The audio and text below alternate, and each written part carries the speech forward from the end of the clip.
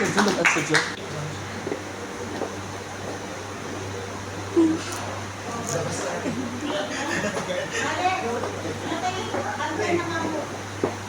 Ayan, sarado na po kami.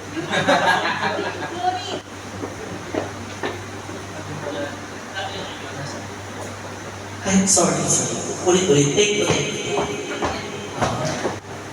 Wait ako kailangan kasi ayusin natin ang mga bagay-bagay. Pasensya. Yan talaga pag-live ng mga technical problem. Kami yung technical kayo yung problem.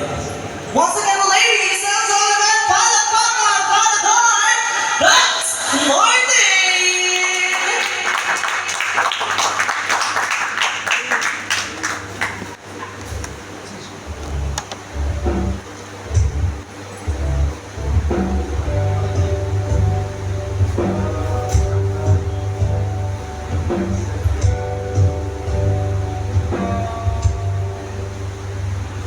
Sabihin na ibig ka, kakaibang tama.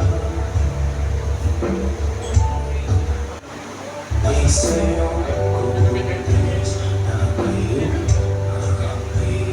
sa lahat. Ayan na.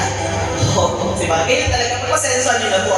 Pag live talaga ganyan yung kakaroon talaga ng mga technical problem. Pero kasi, kailangan po kasi namin, syempre, ito po ay pinaghandaan ninyo, ay po ay naghintay na napakatagal. Kaya kailangan maging perfect ang mga bagay-bagay dito sa Par 58. Pero, naiintindihan nyo naman, di ba, may mga ganun talaga, may mga technical problems. Di ba, Ma'am G, kung sa company nga may mga technical problem yung nagaganap, dito po kaya sa amin? Oo, tao lang tayo, nagkakamali tayo. Diba? O dahil, kasalanan mo to. Kung di mo kinanta yung huling LB mo, tingnan mo. Huli na talaga yung LB mo. O diba? Ganun lang po ang mga bagay-bagay. Pero alam niyo bakit nagkakaganito? Kasi po, hindi mo naririnig